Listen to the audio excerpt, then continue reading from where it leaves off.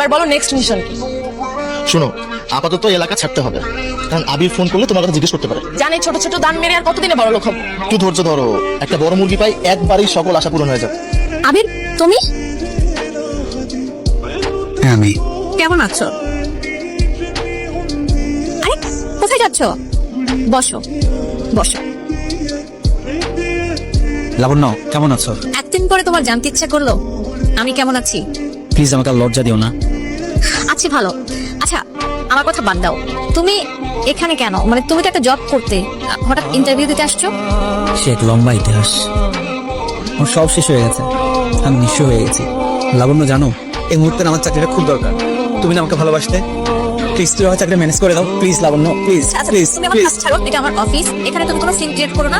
আমরা আগে যেখানে দেখা করতাম, আগামীকাল আমি সেখানে দেখা করব। তোমার কি প্রবলেম আমি শুনবো, আমি চেষ্টা করব তোমার যাতে চাকরিটা হয়।